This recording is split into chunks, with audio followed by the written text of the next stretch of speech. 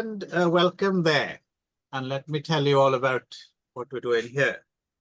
So, I left my home in Georgia and I headed for the Frisco Bay. Looks like I had nothing. Hang on now. I got confused, didn't I? That's Otis Redding's sitting on the dock of the bay. And this is not in ShawScope. It's an easy mistake to make. Yes. You know. Song, yeah. It is a good song. Yeah. I particularly like when Vic Reeves and Bob Mortimer do it. Yeah, they wouldn't get away with that now, would they? I wouldn't know that. That would be very bad indeed. Just like that's a good song, this is a really good podcast. Yeah. Stay tuned, viewers. So, not our spin-off from In. And in ShawScope recently, we were talking about King Who at Shaw Brothers, or a little bit of it.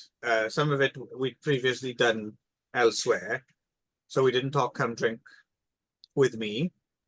But after Come Drink With Me, he left Shaw Brothers and he went to Taiwan and kind of became the King Who of legend, really, didn't he?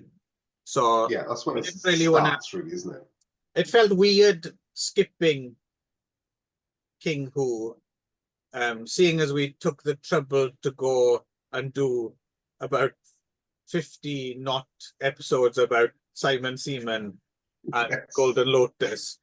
It seemed disrespectful to not veer off at least a little bit into King Who territory. And as I pointed out to Darren, we hadn't done Dragon In on Uchafuz. Okay. I mean, he was convinced we had. But I put my foot down. Yeah, I'm sure that conversation was recorded. I think so, yes. Yeah, well, that's why people will know what I'm doing. Right. The tape doesn't lie. You know, so obviously I'm at fault. Yes. You know. And we thought, oh, well, why don't we talk Dragon In? King Who's game-changing classic. But not only that, we could do the remake. We could do the interim sort of remake rip-off. And, of course, how could we not do the sexy Dragon In? Which, speaking of Seaman King, stars one of the actors we've already seen playing. Yeah. So there we go. That's our table laid out. Yeah. So let's jump straight in. So, Nick, had you seen Dragon In before? No. Okay. Right. Here we go. So this, I'm guessing, I mean, unless you spoil the party and say, oh, shit, I hated it. I'm guessing this was another piece of the puzzle for you, right? So, yeah. The first two words of my notes just say, fucking masterpiece. And that's honestly not... So if anything, I shouldn't have watched it first. That was the mistake. Because I think if I'd watched the remake, if I'd watched New Dragon In first, I wouldn't have been so frustrated by that film. I think I probably would have taken it on its own merits. And I'm watching it not quite back to back, because I did Green Dragon in between. But this film is really important, like really special. In a way, I was unprepared, actually, even though I'd seen Come Drink With Me recently and also had kind of a similar response to that, but this even more so. This felt like I'd, in some strange way, like I'd already seen it, like my soul had seen it, but my brain and eyes hadn't caught up. Nick, you passed the test. You can stay in our gang, and we're now going to show you where our den is. Awesome. Nick's got treehouse privileges. Oh, excellent. However, I disagree. Okay. Feel free. Yes. Maybe I'll put it out there just a way. I mean, for me, it has strong elements of the spaghetti western, which I think are intentional, right? Right down to me, a less distracting cribbing of soundtrack than maybe in the wasn't Heroes from the Underground. It was the other one that had the chunks of the James Bond Goldfinger score, which I did find. Just to put it into context, viewers, if you've never seen this show before, even though Nick's not entirely wrong here, it is worth saying that Nick finds spaghetti Western references in Police Academy, Mission to Moscow. They're everywhere. Yeah. Yeah. But in this case, they actually use chunks of the It's valid. It's for valid. a few dollars. They use pieces of it for a few dollars more soundtrack, more by Morricone, and also I think you'd be mad if you didn't see, but also pieces of Chambara, and then obviously there's the Wuja stuff, and it's for me, it's perfect. Yes, it's perfection. So I'm very interested to know why it's not, Darren. Yeah, because I'm Okay. with you. I'm with you, Nick. Before Yeah, before Darren jumps in, I'm with you. I think it's a classic. Yeah. I knew I was going to be in the minority. Okay. I knew this already. And yes, it is a masterpiece. In some ways, yes, it does change the game. Okay.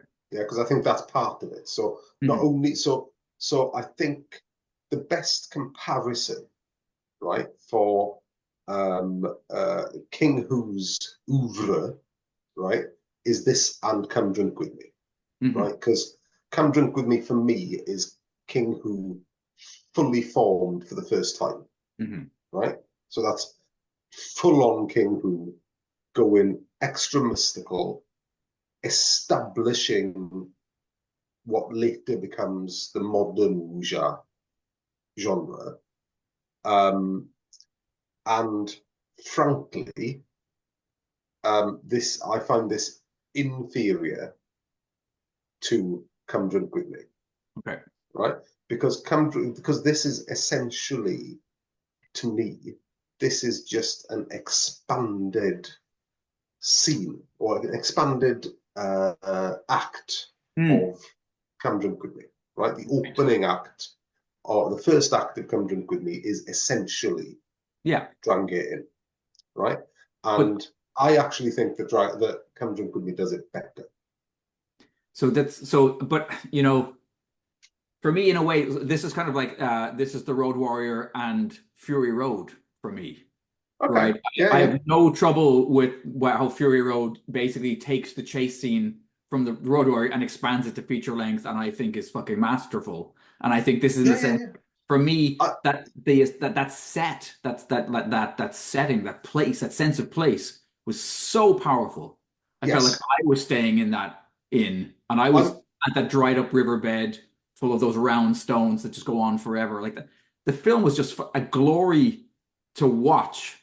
Yeah, like, it's my eyes just soaked it in. I think the other analogy is, yes, even the scope of Ernest Goes to Camp is bigger.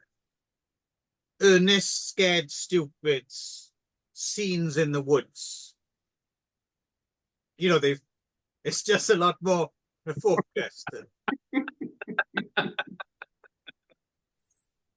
Well, or you know, Revenge of the Nerds 2, right? The bugger training scene in Revenge of the Nerds 2. Ali £2.50. Kenny Sheen or Dean and a peck. Rest in peace, Edwin. Yeah. So, but no, no. To your point, Nick, in terms of just I see what Darren's saying in a way, but the thing with Come Drink With Me is half King Hu and it's half Shaw Brothers, right? It's still yes. This is just entirely like that in which they, you know, built in the middle of fucking nowhere town is such a the sense of place is so strong. There's like a break. This is like, now we're fully in King Hu world.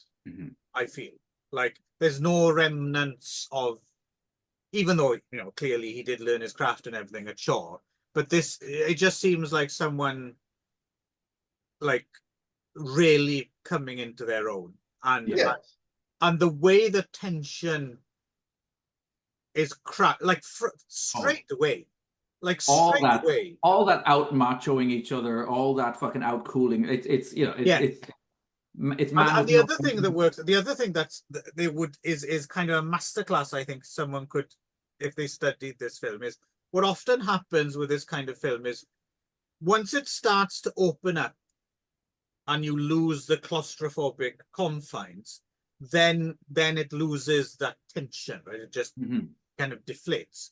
But somehow Yes. in this film, he manages to, by kind of gradually going outside and making the scope bigger and the canvas bigger, he doesn't lose any bit of that tension, which is to me just like, I don't quite know.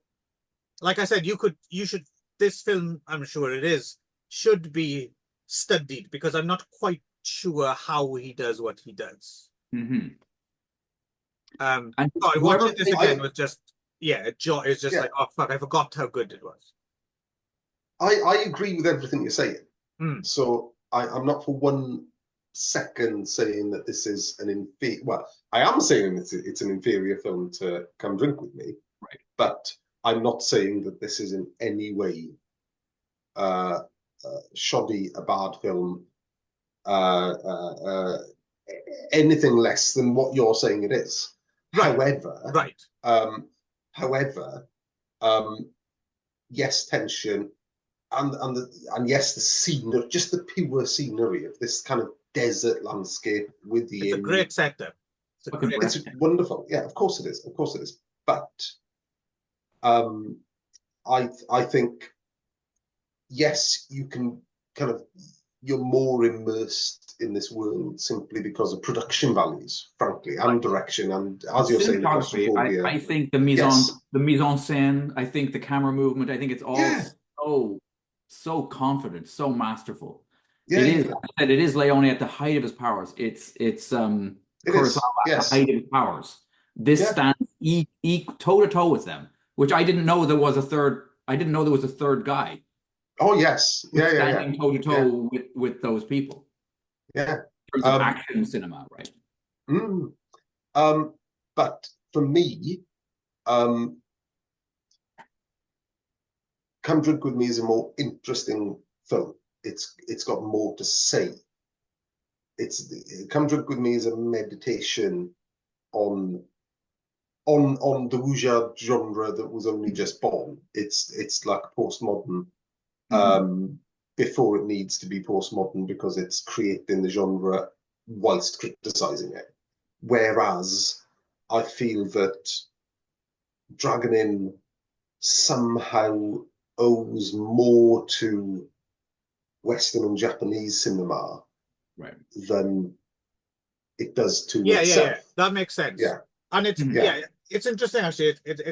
It's worth saying what you're saying actually, because it's not just nitpicking. It's because it's interesting, isn't it? It's one of those films that at the same time, it's because it changes focus. In the one way, it's a massive step up into craftsmanship and stuff, but also at the same time, like you said, it's deliberately making a less complex tale.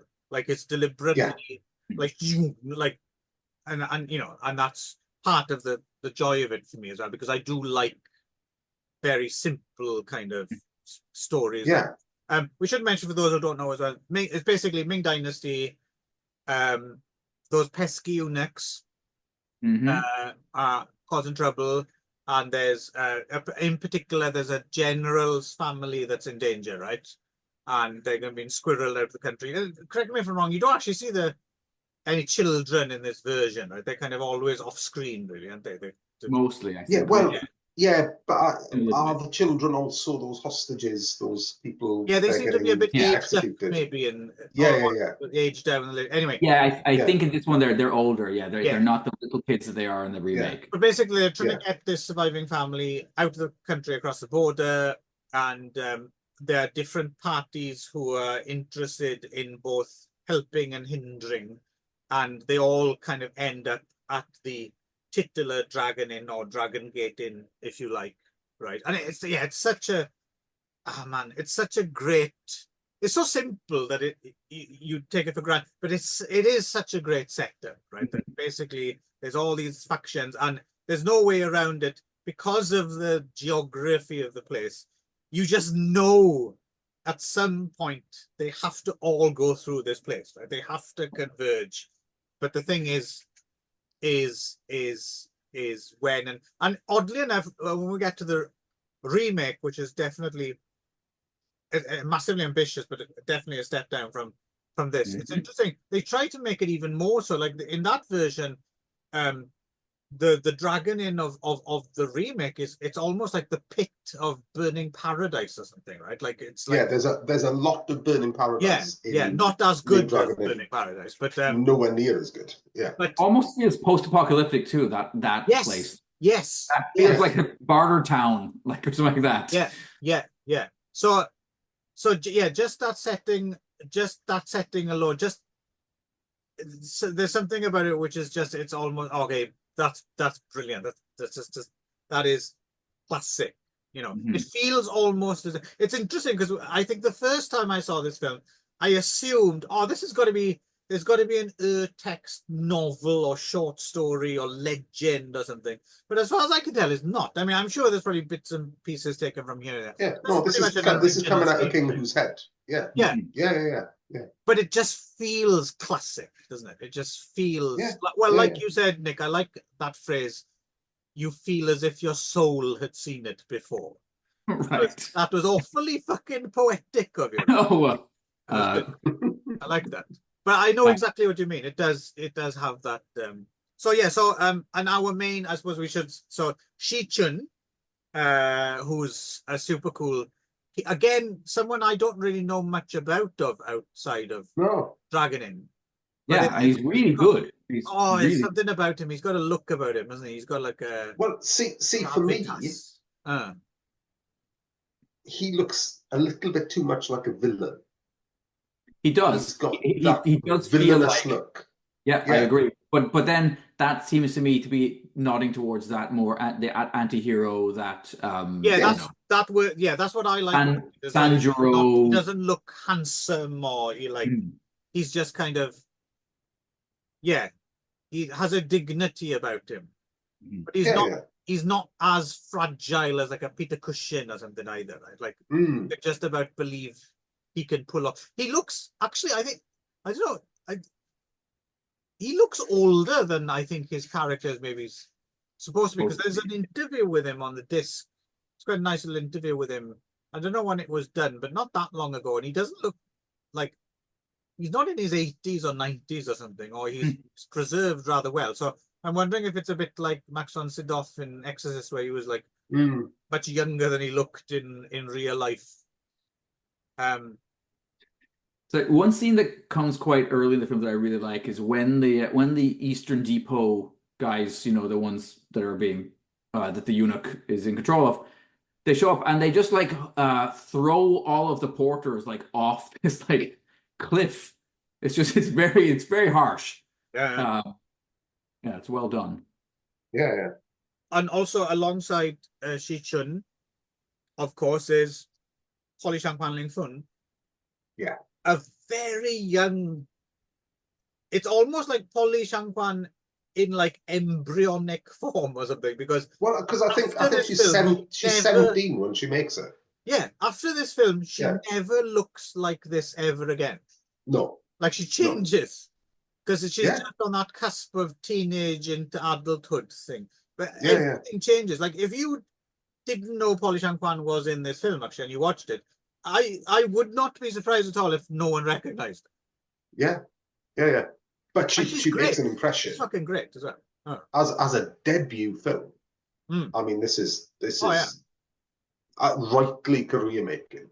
Again, like with Come Drink With Me and Ching Pei Pei, though, there's that slight thing for modern audiences to get around everyone thinking she's a boy. Yeah. Right? But that's just a little switch you have to switch in your head. There's no like that's fine. That's just a little convention that you just have to get used to, right? As great as this film, I'm going to open this up to the two of you, I think, because as great as this film is, I almost have nothing to say about it, because it just plays so magnificently and speaks for itself. I mean, absolutely top. I suspect that this will be a yearly thing for me. I think this is going to be one of those things that I watch every year or every other year. Like, but this will be a multiple there are certain films that I do that with, and this will be one for sure, I think, going forward. There's one thing that I thought was interesting is, and it actually shows up again in a couple of the later films and in the remake, is this idea of like, so, you know, when there are like blonde-haired eunuch guy, when he kind of finally shows his full power, he turns out to be pretty terrifyingly, yeah, strong, right? And to the point where they have to team up, and there's like 4 or 5 of them fighting him at once. And I kind of thought to myself, in Western cinema, that's something that tends to be avoided, because I think the idea is that the hero should be able to fight alone versus, like, you know, the villain, right? We don't often see that in Hollywood films, or even in, I think, in European films. It's a big trope in kung fu cinema, though. Yeah, and it would be considered cheating in Hollywood films, wouldn't it? Yeah, that's what I feel like. I feel like it would be, somehow you'd be like, oh, that's not on, that's not kosher. Arnie has to take on the bad guy himself, right? Yeah. Yeah. He doesn't rely on Ray Down Chong to join in. Yeah, exactly. Because it's always going to be David versus Goliath, right? Yes. In Hollywood. Whereas, but in this case, I felt like no, and then, you know, he's also got, in this version, he's got asthma, right? So like he's literally gasping for breath and still fucking terrifying and just like a nonstop. Again, career making for Pai Ying as well, I think. Because Pai Ying is a stalwart throughout the 70s as exactly this character. Okay. Yeah. And then, you know, in a Darren's now, just for you, Darren's now used up his allocated use of the word stalwart for the episode. Okay. All right. No, that was the other show. Oh, you've got one left. So Polly Shang Quan Ling Feng, stalwart of there we go. No more loud. 70s film. And Darren Jones, stalwart of the pub. Right. But also one more. Oh, I'm joking. Carry on. But there's almost an element too of like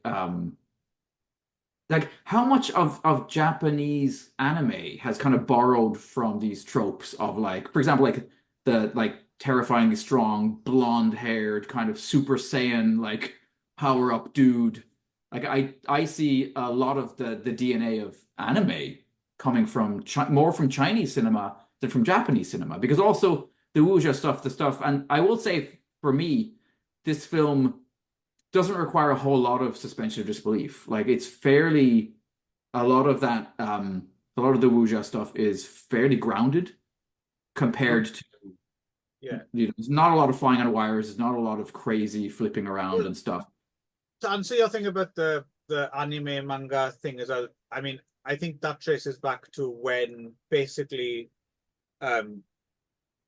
water margin became Japanized as suikoden, right? So then you have like the Chinese water margin, and then the Japanese kind of almost remake it for themselves as suikoden, and then they kind of run in parallel for a little while. So I think that's where that kind of you can kind of trace that back, that lineage, I think.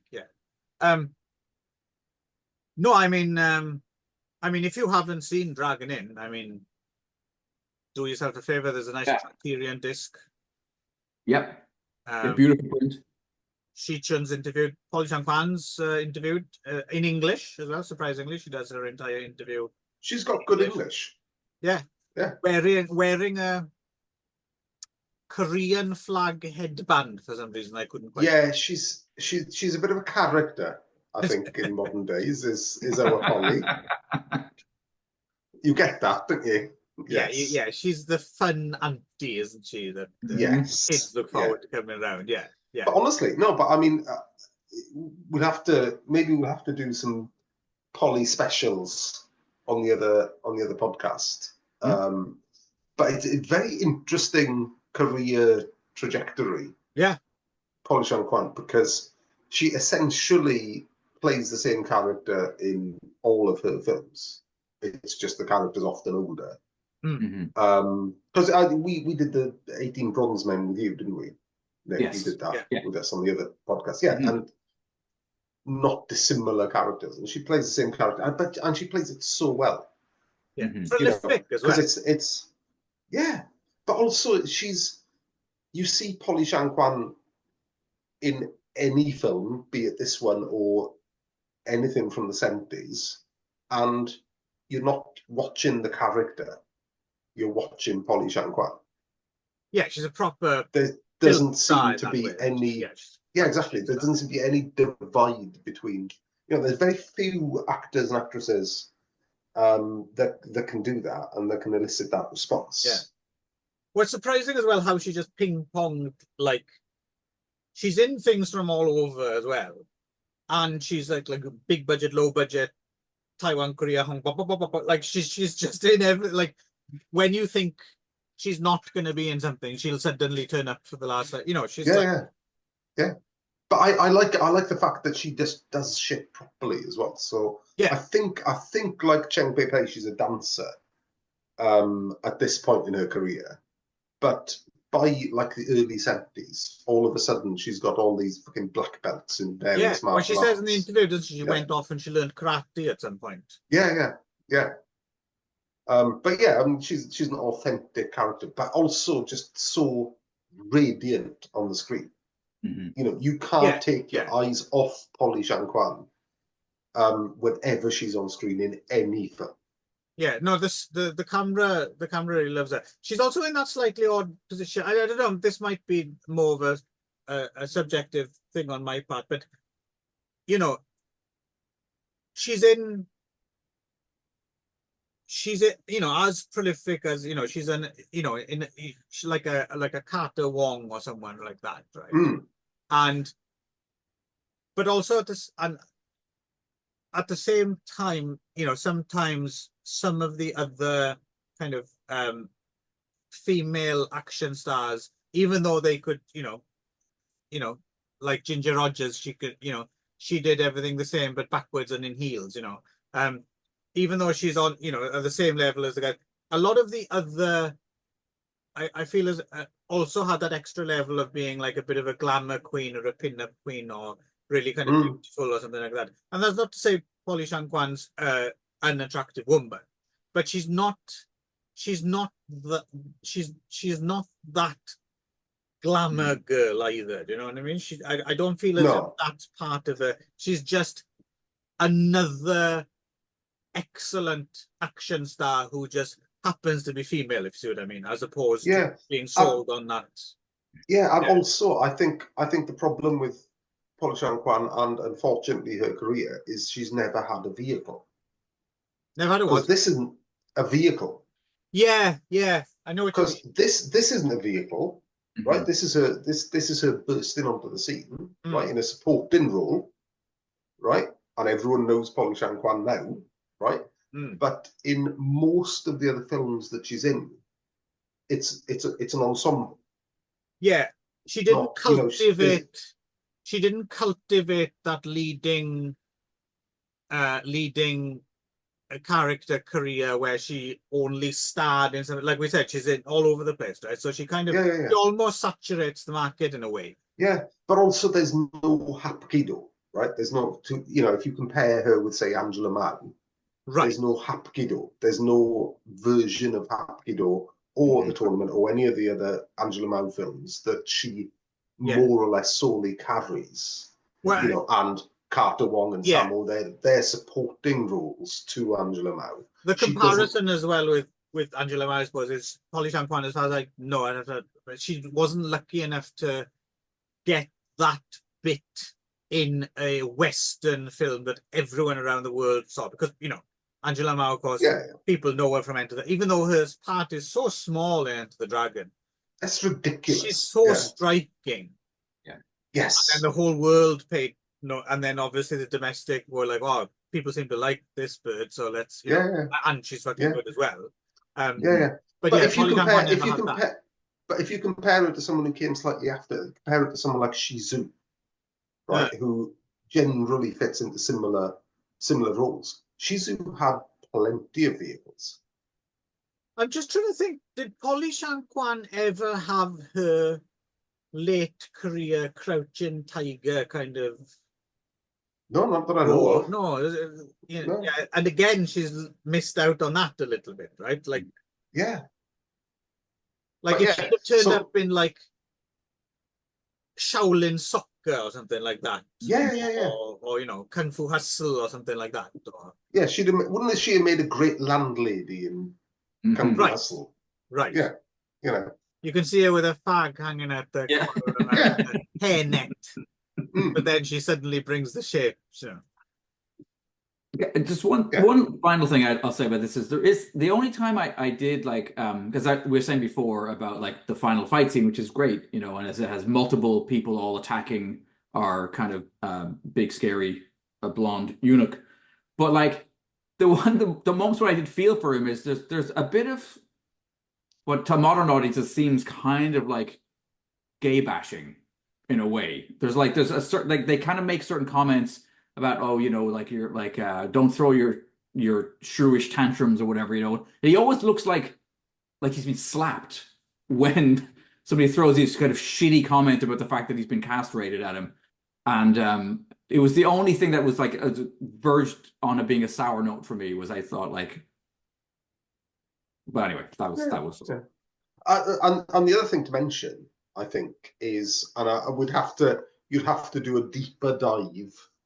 Apologies for using that phrase. You'd have to do a deeper dive into earlier wuxia cinema, but the end fight with Pai Ying and the other stars of the film seems so much of a piece with early, mid, late 70s kung fu cinema that you do wonder if that wasn't something of a template that they were following. We'd have to go back because a lot of wuxia cinema, in my memory, is usually kind of one or two people just taking down an army, right? But yeah, the end confrontation with Pai Ying felt very, very mid to late 70s. So and maybe that's a template, but you'd have to go back and have a proper look at it, look at the whole genre. But I did notice. Go on. I was just gonna say, like I did notice that like Donnie Yen's version of this character isn't kind of made the butt of those kind of comments or jokes. Like there's, it's for whatever reason. Just going back to Polly Shankwan here a little bit, just because I decided to look it up because I was kind of curious. Have you ever seen Heroine of Tribulation? No, I don't think so. No, I've never seen it. It's from 1992. Yeah. The reason I noticed is, so if you look at her, she I've started heard off of it.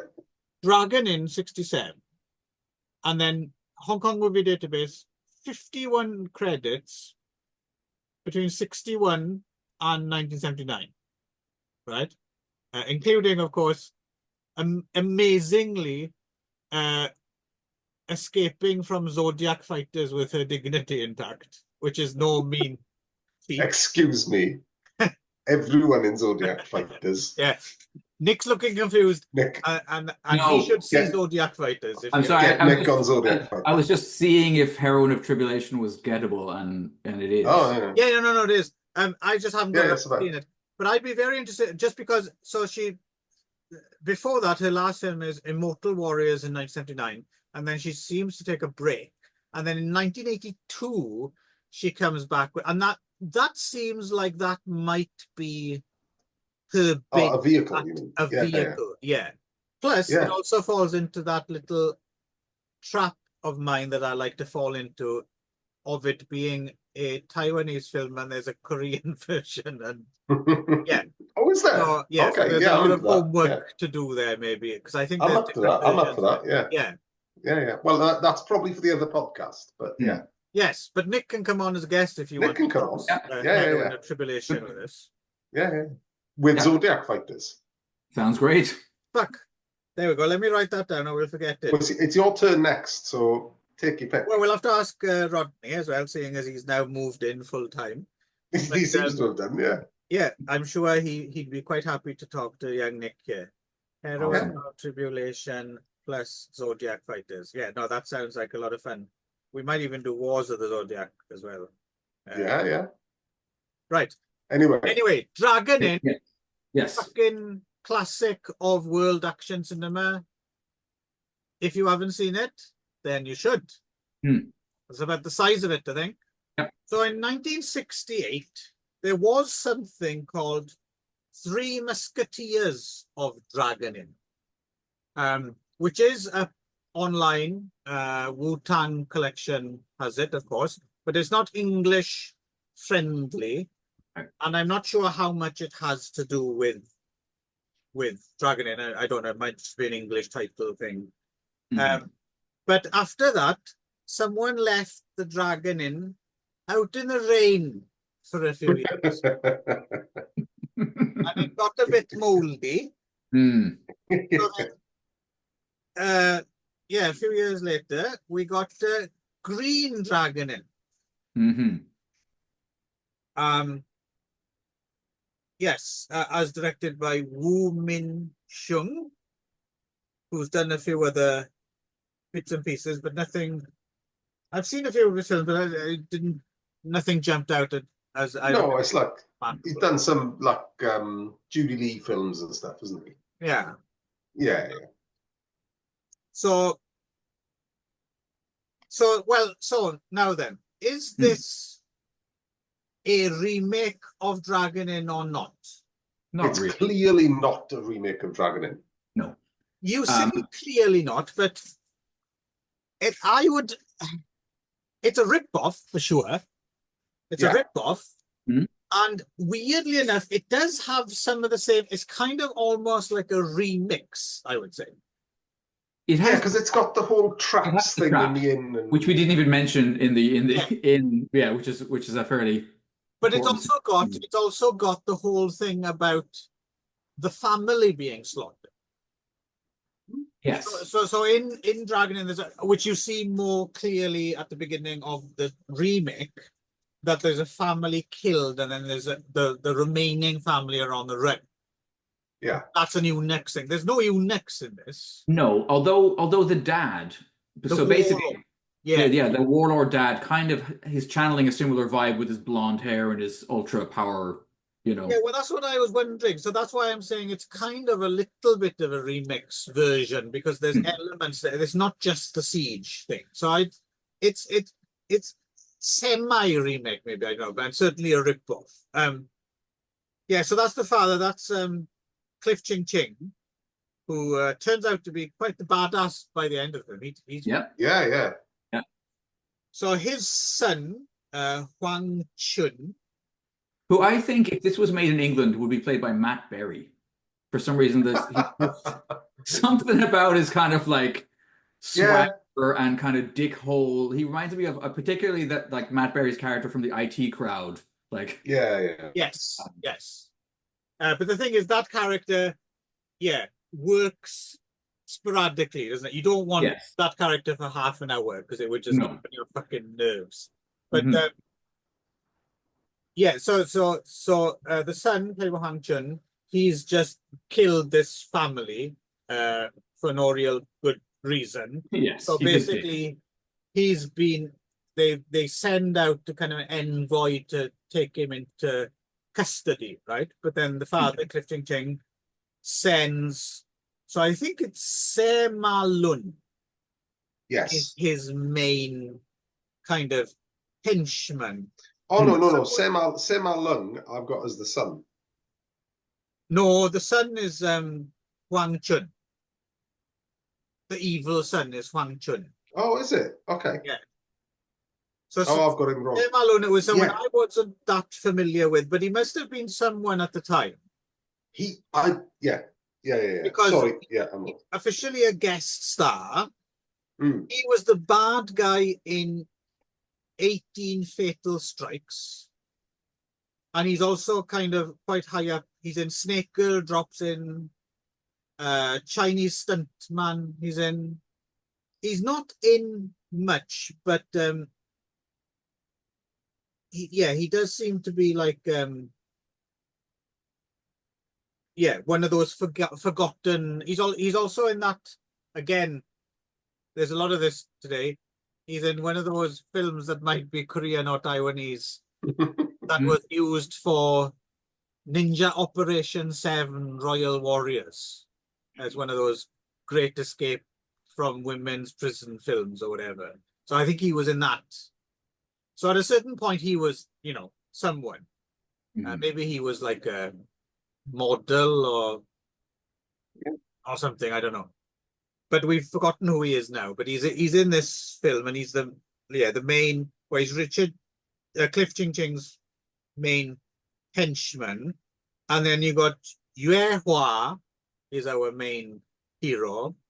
I tell you, watching this time, I was really struck. Like, fuck, I love Yue Hua, even though I can't.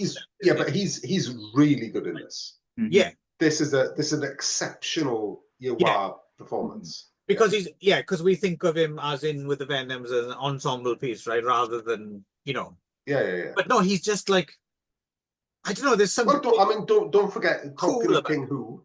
Yeah, but talking of King Hu, he's the beggar, isn't he? He's the beggar in Come Drink With Me. Right. Yes. But he's something super cool about him. He's quality. He's just quality. Yeah. You got Lo Li in this as well. Yeah, he's great because he's supposed to be a good guy in this. He's supposed to be a nice guy, and he's always coming off creepy and fucking weird, and like his thing with the female doctor just rings really wrong. Really? Yeah. I didn't think so. I thought, so that's hang on. Towards the end, yes. Lan Chi. No, I was thinking, way to go, Frog Boy. I thought he was quite charming. I thought he was. You find the Innsmouth look quite fetching, do you, Clive? He was every bit the lady's frog as much as Kermit. I can imagine him turning Miss Piggy's head. Yeah. She'd be all Kermy wormy when she'd, that's quite a good Piggy impression, actually. I've been working on it. So and of course you've got Polly Tan Kwan back again. Yes. So the setup is slightly different and rejigged and moved around, but basically there's a siege thing, and there's even more made of the traps and stuff. Like that. Yeah. And then and eventually it does. It's Ye Hua versus Cliff Ching Ching and Sam Allen, and it's kind of cool. I didn't know much about Cliff Ching Ching as either, but when he turns up at the end, stripped to the waist, I was thinking, fuck. Yeah. He's a pretty good villain. He's great. Yeah, he's really good. And so I don't want to overstate the case, but to put this into context, I watched this straight after watching the classic Dragon Inn, right? And I was watching it and I was thinking, okay, obviously this isn't Dragon Inn. Few things are. But this is a really good, fun bit of hokum, a good... solid. And I'm enjoying it. Yeah. And then I'm thinking, well, hang on. I'm also thinking that in the shadow of having just watched Dragon Inn. So this is actually pretty good, I would say. Yeah. I think you're right. Again, I have the same basic notes that say that I think I should have been more disappointed, and in fact that does happen when we get to the next film we're going to talk about. But for me, this is very satisfying. Lots of fun, not draggy at all. Great action. Because I know you're both as childish as I am. I know you both giggled when someone said, "I like your spunk, young man." Yes, I did. Well, I mean, that was J.K. Rowling in her first role. I see the show for details. Yes. Oh, shit, the other one. Sorry. Yeah, shit. What was I going to say?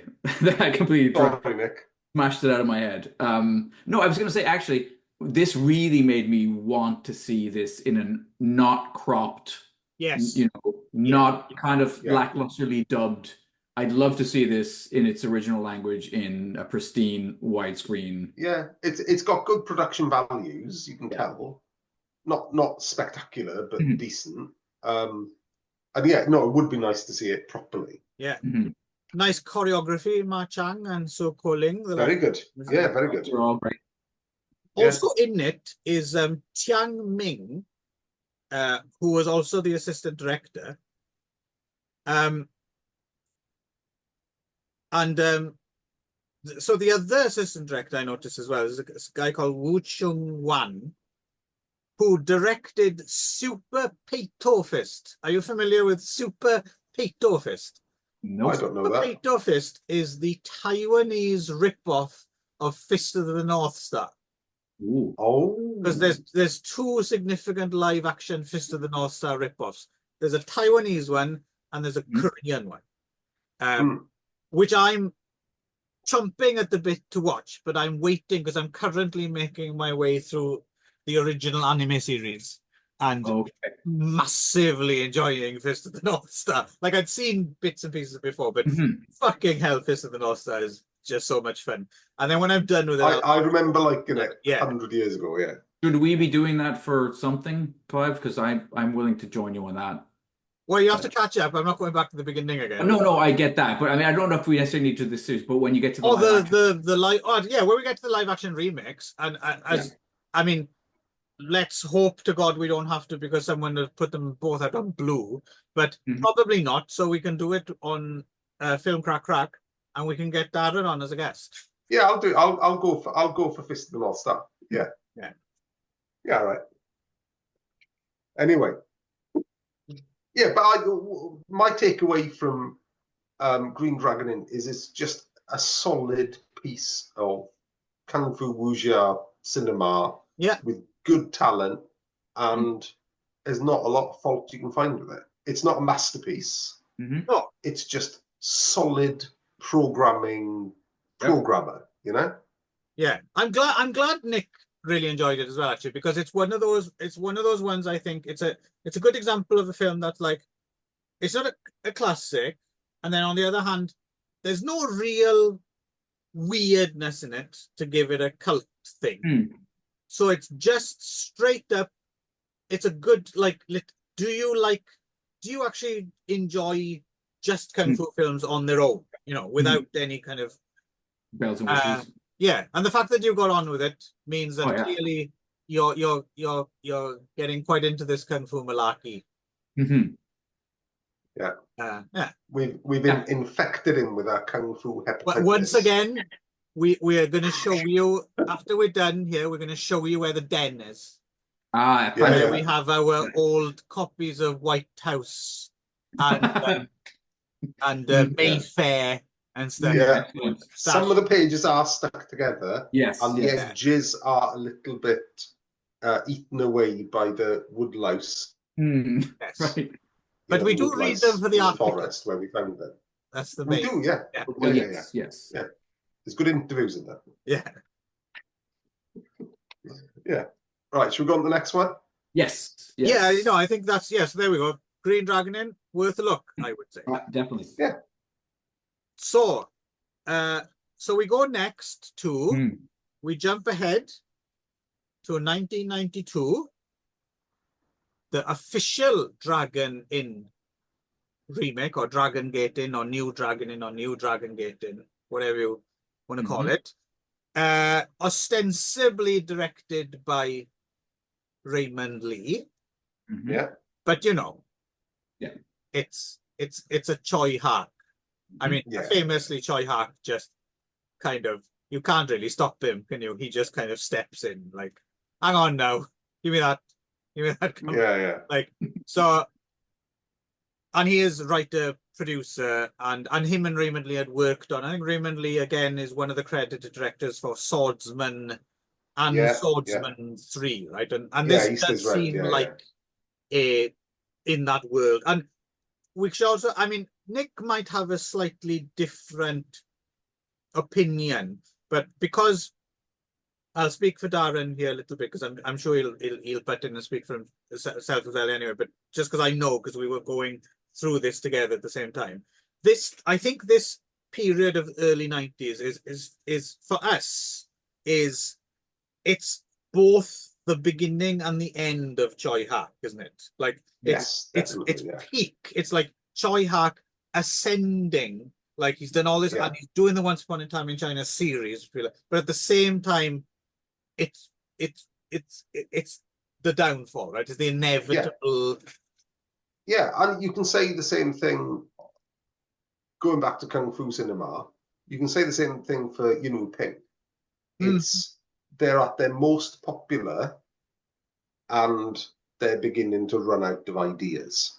Well, I don't know if he's running out of ideas necessarily, but I mean, you compare Dragon into the original just in terms of the pacing and the tension and stuff, and it's not that it is without good moments, but then just in terms of the fucking craftsmanship, it's extra. I mean, the production values.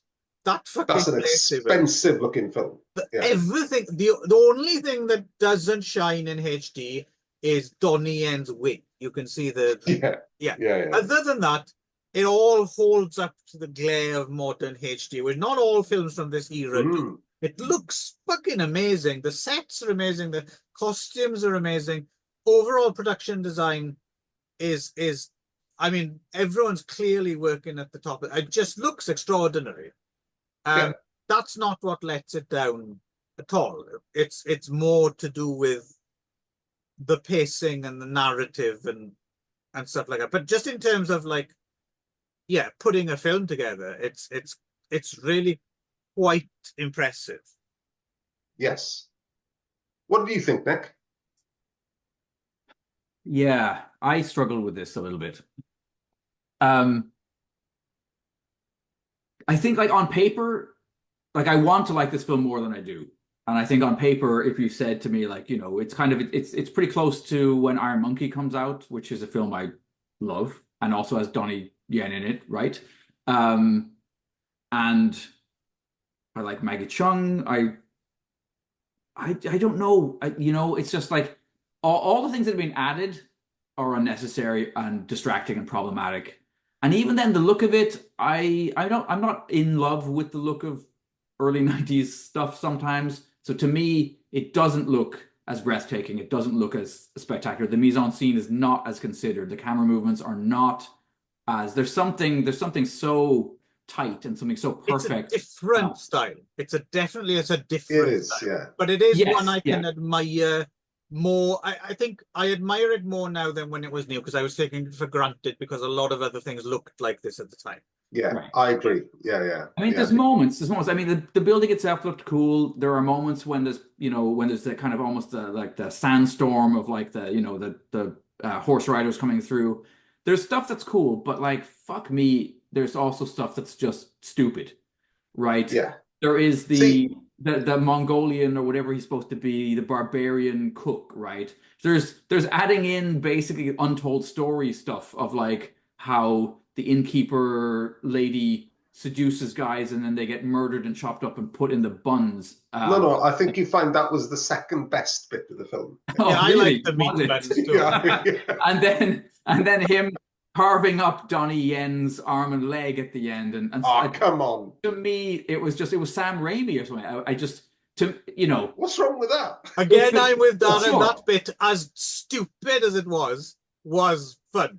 Like, I was enjoying it. I suppose, again, if I didn't watch this almost back to back with... I think that's the problem, because I think Clive and I we actually seen both of them probably at a similar time, actually.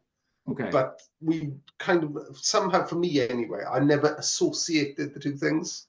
So although I knew one was a remake of the other, right, I knew that I was going to watch a bit of fluff with Donnie Yen in. Okay. As compared to the masterpiece that was Dragon Inn. Yeah. Okay. So I think I had different expectations going into the remake. Yeah. No. So it's like the thing is, the first half of the film is definitely better than the second half as well, because it kind of loses.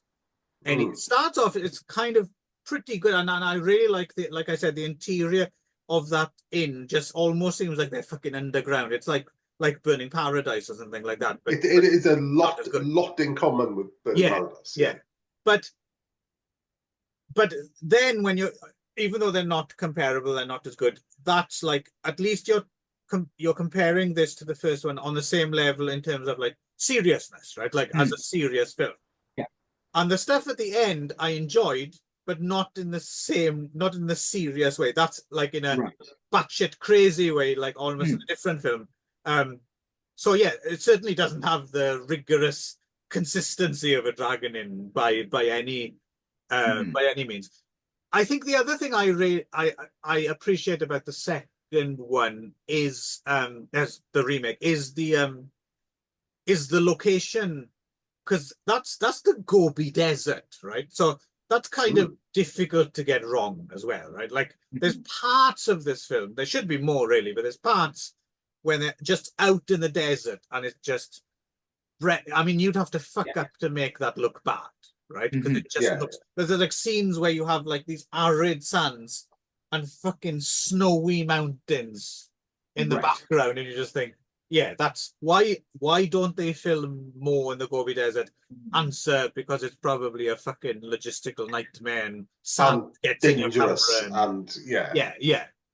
Although that said, there's something about that dried up riverbed in the original, that sea of like rounded stones that just goes on forever, that I don't think I've ever seen anything like that before, like in real life or in cinema.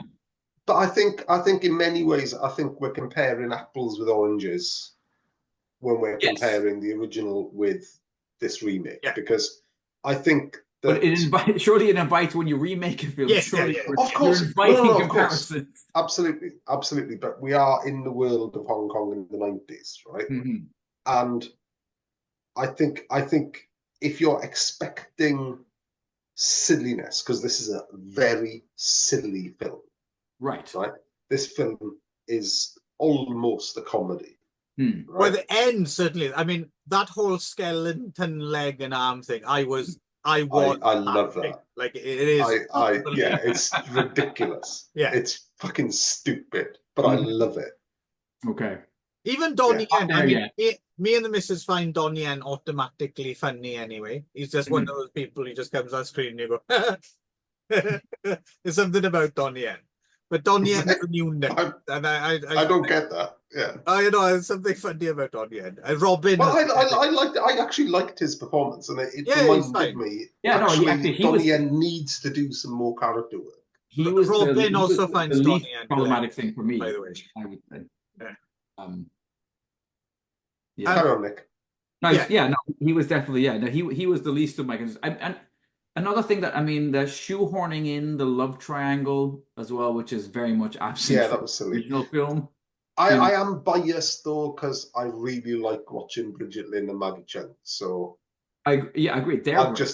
I could just watch them painting their nails for 2 hours, you know.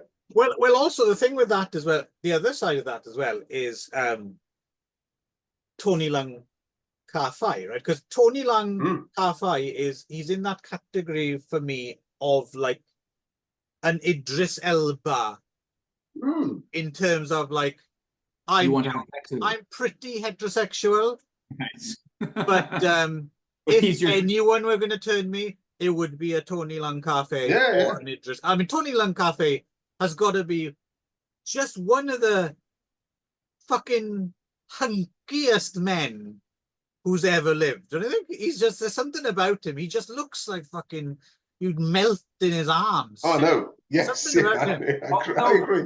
He's a bit, for me, he's a bit flatter than the kind of a slightly scarier, more villainous version in the original. To be honest with you, Tony Leung Ka-Fai is a fucking good actor who is not at his best here. I mean, he looks hot, but no, you see him in other films, you get a bit jealous of him because you're like, oh, for fuck's sake, Tony Leung, you're like hot and you're a fucking good actor. Get the fuck off. How dare you be good at both. I'll tell you the star of this show is though.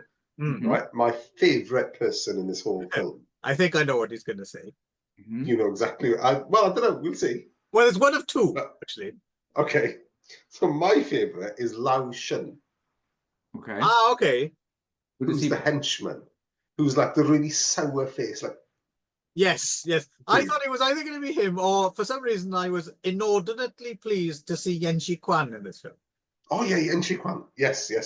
And of course, Elvis Choi. Elvis Choi's in it, yeah. But no, because I don't think I think I've probably seen 2 or 3 films, right, with Lau Shun in, right? One of them's Blade of Fury, right? It's just a cameo, and he's fucking excellent in that. And this one, but he's just so sour-faced. Yes. It's just like he's properly, He is the definition of a bulldog licking piss off a netball. Yeah. that is it. Yeah. And he's got a decent role in this. And usually he's just like a little just before he started each, like, okay, is it me? And then someone popped a extra strong lemon drop or something. But that's the thing with this film. Again, it's one of those films, like, there's so many good elements, and they just don't like Elvis Choi matches into this film, right? And you're like, very few people could convincingly like pick Maggie Chung up and throw her about and get away with it, right? Yeah. Without getting a clonk on the head or looking like they do. Because that's Maggie fucking Chung, right? Yeah. But Elvis Choi's effortless at that shit. Here's a question. Right, in these films, to be a master at the martial world, you have to have, as well as strength, you have to have a certain amount of precision, right? So why are they always spilling their fucking wine? Sloshing all over the place. You'd think someone who is master of the martial arts would not spill a drop, and Nick would be happy, but no, it's all over the place. Yeah, Sam Seed did it. Yeah. You want to get Sam Seed in there. Exactly. But anyway, but you got Elvis Choi doing that, and you got Tony Leung being smoking, and you got Bridget Lin, and you got Maggie Chung, and you've got all the people doing their job really well. Apart from maybe at the end, the effects bloke had a hangover and just turned up with a bone from the butcher's shop. But see, that adds to its charm for me. Basically, everyone's fucking full on, but there's nothing, it doesn't coalesce, and it definitely lacks that laser focus classic. There's good stuff in here, but and again, I didn't mind watching it. I didn't have a bad time watching it. It was a bit boring in the middle, but it wasn't that boring. But it doesn't work as well as it should, does it? But it's what films were in 1992. No, I know, and that's why we weren't all of the films were like them that then. Yeah, right? Either. Yeah, exactly. And I suppose part of me, now that I'm a bit old, because this happens from time to time, I keep expecting, oh fuck, we were young snotty little shits, and we'll go back and we'll read. Yeah, and there'll be masterpieces. I'm sure that does happen. But in this case, I think we were pretty much bang on. Yeah, but you know what? I had a lot more fun than I thought I was going to have with it. Yeah, same here actually. Yeah. But it still doesn't rise. I forgot most of it. I forgot the meat buns. And I think the thing exactly, and I was just about to say that. And this is the thing: Choi Hark, well, not Choi Hark, Raymond Lee and Choi Hark, right? No, they're not King Hu. Right. So instead of being King Hu, they decided to put fucking Untold Story and some fucking section, what's that called? Section 231, section 731. Yeah. Skeleton bits in it, you know? Unit 731. And I applaud that. Unit 731, sorry. Yes. A bit of Behind the Sun. Exactly. Yeah, Men Behind the Sun. Thank you. So here's a question. We could, I'm happy to do either. Do we want to go round and round again, pretty much saying how some bits are okay, but we were basically disappointed? Or do we want to have a sexy final 10-minute to this show? What do you think? I think we should. Sexy. We should do 10 minutes is enough. Yeah. All right. I think so. Here we go then. Okay. All right. 2004, And the director known as Manhattan Oh yes. actually Pew pew. outdoes King Who and makes the film finally. better than no, he doesn't. Sorry. Well, look, he's called Manhattan, right? I mean, Yeah, he's got a head I start. tell you what it on is. I tell you what it is. Fucking McG must have breathed a sigh of relief. Oh, someone's got a stupider Stupider fucking name. director name than me. Mm-hmm. Thank God for that. But I'll right. Straight up. Yeah. Before we start, I am grossly offended by this film. Right. Oh, okay. There's an actress in this called Lee Lee Lee. Yes. That's out of order. I don't like that. No. That's not right. On the other hand of the ledger, though, it's Yes. fucking hot. I don't disagree with you. And she's got a wicked rack. Yeah. Not natural, I have to say. No. It's looking a bit augmented, but I don't mind that. I've got another problem with her, we'll get to later, actually, in regards to her. So anyway, it's the sexy dragon in. Remember the dragon in, that film you liked? Oh, what if it wasn't a little bit more sexy? This one's exactly the same, but better. Yeah, And what if it was made with 1 King million Who should be of the budget? ashamed of himself. Sorry, Nick, go ahead. I was going to say, what if it was made with 1/1,000,000th of the budget of the original? Because this is the cheapest thing I almost think we've watched to date. Yeah, it's looking a little bit video, isn't it? It's looking very a little bit very production values. Yeah. It looks like it was dreamed by Max Headroom. Yes. So yeah. Oscar Lamb of Forbidden Legend, Sex and Chopsticks fame. Yep. Is a man with impotency issues. Well, that's because he falls on his dick because he hasn't been giving his wife her banana treatment or whatever. That's right. There's a lot of fruit metaphors. Yeah. Yes. He's not basically ends up at this. So basically, his wife likes bananas, and he falls on his dick. Yeah. Yes. And he run by Dragon in Phoenix, Lee, and several very camp gentlemen. Yes. Everyone's camping this up to the max. Yeah. Yeah, and Oscar Lamb's kind of henchman as well is very camp. But at one point actually be a heterosexual rapist or bisexual. Yeah. He definitely seems to swing both ways. Yeah, but he's also he has a certain amount of his dignity intact. The poor guy playing Phoenix is reduced to just going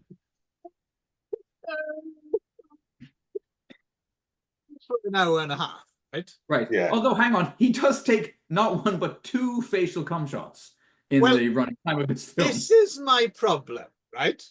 Right. This is supposed to be a sex film, right? Yeah. I know it's a sex comedy. It's neither sexy nor funny, but the intention is to be a sex comedy. However, I would imagine the emphasis is on sex rather than comedy, right? So no. Phoenix character gets 1 cum shot in the face. All right.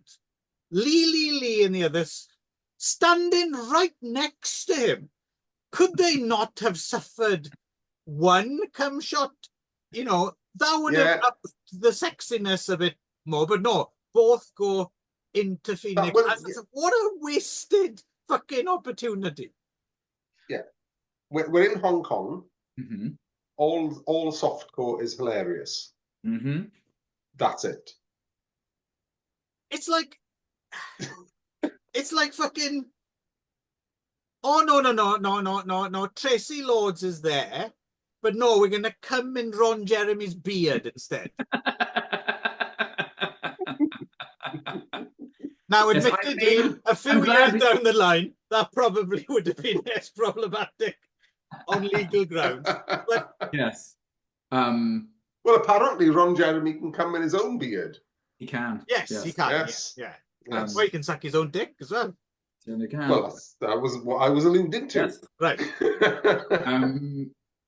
Yes. Anyway, I'm glad you went ahead and said Sorry, that. that was a bit too. Yeah, you don't want to be. You want to be.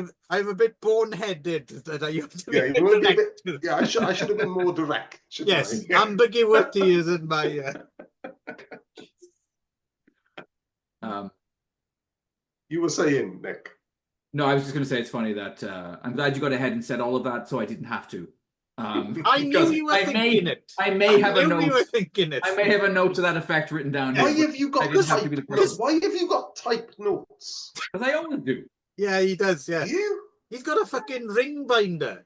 Yeah, I do have I have a document right now that's like something like 150 pages of. Yeah, I've got my notes on the floor because I've already done the films, and they're going in the bin after I've finished it. No, not even on paper on the floor. Actually, scrawled on the floor. On marker.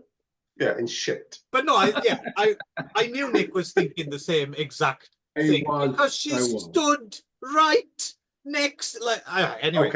Okay. I hate to be the man that ruins the joke, but surely that would take it beyond Cat 3. I'm presuming. I don't think. But why is it? And it is Cat 3. So. And why? Oh, I see. No, that's what I mean. So it would exceed. No, I've seen fake cum shot landings in Cat 3. Yeah. I can't think that I have, But yeah, if you have, you have. Okay. I'm a sophisticated fellow.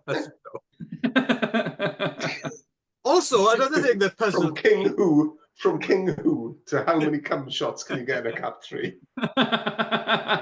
But this film does invite this question. What does Jeremy's beard? Because Lee isn't even in anything else, so it was their one and only chance. Yeah, that's because she's sued.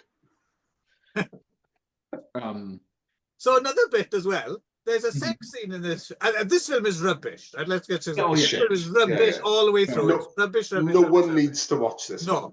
But just let's pick and choose some things of interest. So there's that missed opportunity, which just gets me annoyed just thinking about it. So I'm going to move on. And then, can you say entitled? Anyway, so there's another scene where there's a sex scene that plays out to a piece of music which I can only, and I checked it out online, it's not, but it is as close to the theme tune to the High Chaparral TV series as you can get.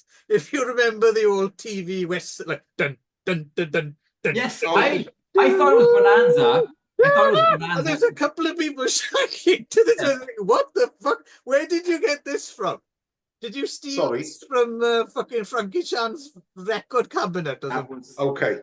I need to bring something up that's completely unrelated to this. But while I remember, it's important that I have you both in the room, and it's important that I broadcast this. Okay. Right. So, during the famous run of BBC late night Hammer films on a Friday in the 80s, I remember seeing, I must have spoke to you about this before, Clive, back in the day. I remember seeing Twins of Evil, right? I know where you're going with this. There's a sex scene in Twins of Evil, right, to the Welsh national anthem. Yes. Right? Exactly.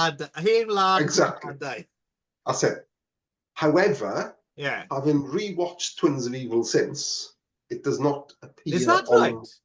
Ooh. Yeah, it's not there. Because I'm with you. I thought that was true. No, I remember it. I've seen it. I've seen it and heard it with my own eyes. Maybe that's how it was broadcast in Wales. There's also a bunch of comedy anachronisms, right? There's near the beginning, one of his underlings, one of the Emperor's underlings, shows up with like skin mags that are obviously from the 90s, right? And also, I don't know if you spotted this, but it's the same scene, I think, and it's right at the beginning, is one of the... No, actually, I think it's what's his name? Oscar Lamb, isn't it? Yeah, Oscar Lamb chastises one of his servants for eating his juicy fruit chewing gum. Right. But for some reason, the Juicy Fruit logo on the chewing gum stick has been blurred out. Yes. Did you notice that? Interesting. Yes, I was wondering what was going on. Now that you mention it, that makes sense. Yeah. And then I don't know how my deductive reasoning got me there, but I think I'm right. Yes. I think you are. Juicy Fruit or whoever, obviously. Maybe it was a One Flew Over the Cuckoo's Nest reference Yes. that we. And then there was a bit later on as well where there's a beardy character who shows up suddenly who's like a duke who wants to go have the smashed dick emperor, killed or whatever, right? So that's because he's shagging his wife, isn't it? That's the one who's shagging. Yes, he's having sex with his wife. Quite a set of full naturals she does. But anyway, he rich dudes who have grass. You both looking at me stupid. Don't you remember the two near the end? There's two rich dudes and they turn up with like bushels of grass and they say like, "Oh, this grass is fucking awesome," and they are. It's not as good as my grass, and they're like chewing on grass. That's right. Yeah. Sorry. But then also his two underlings are wearing like modern backpacks as well for some reason. Yeah, like a not even a cloth one, like a plastic one. Oh yeah, like a plastic backpack. Yeah, there's some very weird choices made by the filmmakers. Yeah. If Stanley Kubrick had done that, people would be, marveling at his anachronisms and why it's like Alex Cox's Walker, isn't it? This film. Yes. There we go. That might have been the influence, in fact, on Sex Dragon. Yeah. I'm struggling to find anything else to comment on this one, if I'm really honest. I mean, I'd love to hear director's commentary by Manhattan. Well, I would just like to hear more from Manhattan, quite frankly. To be honest, just like you, I think that was just an excuse for me to use to say Manhattan again, because there's something fucking hilarious about the director calling himself not Manhattan Wong. No, just Manhattan. Manhattan. Yeah. And you know what? I'm not sure what his work situation is these days, but I reckon we could have got him on the show if we'd have thought. Probably, yes. Asked him a few questions. Because because isn't David Beckham's son called Brooklyn or something? Yeah. No. Yeah, but that's before then. That's before those times. It's the most expensive borough. Oh yeah. Nothing but the best for sex. Because he could have called himself Staten Island or something. Yeah. Well, that's right. Yeah. Manhattan, because that's classic. Oh yeah. It's like having Ferrero Rocher at your. That's it. That's why my cat's called Ammanford Jones. That's right. So there you go. Sex Dragon in. Rubbish. No. There's some nice nudity in it. Yes, I'll give it that. Yeah. There's some, there's a lot of hard-ons under cloth. If you're into that, that's good. Yes. And Lee should rightfully have taken legal action against Lee. Yep. If anyone does know of the, I don't know, Lee at Milky Cat or something, let us know. We want to know about stuff like that. Because we are learned fellows indeed. Scholars we are. And very open-minded. Yes. Right. Professor Clive. So there you go. That's your Dragon-ins. I like how we went from like an unalloyed fucking classic of cinema to finish on a film starring a guy we've already seen doing press-ups with his dick, I seem to remember, in a previous... Yeah. No, that was very well engineered, Clive. Kudos to Clive on that one. Thank you very much. Yes. I like that. Yeah, to finish on a film that doesn't even finish on properly. And by the way, we're deliberately ignoring Flying Swords of Dragon Gate because I'm not watching that again. Okay. I haven't seen it, so I'll take your recommendation. Yeah, Darren's never watching that, I don't think. Thank you. Yeah, no, I won't, unless it's on the telly and I catch it accidentally, which is not likely to be. So next time, I'm not quite sure, but there's a little bit more dragon in. And then there's some other stuff that is a little bit King Who, but it might not be dragon in. And then there's something else that might not be dragon in or King Who, but it is a little bit Betty Low T. Yeah, we'll see. We'll Yeah. see. It's a mystery. Stay tuned. That'll be next time on Not in ShawScope. And then in a few years, we'll get back to ShawScope. And yeah, we'll do a Kung Fu film in the 2040s at some point. Yeah, at some point we'll get to 1959. Yeah. Right. Tra. Bye-bye.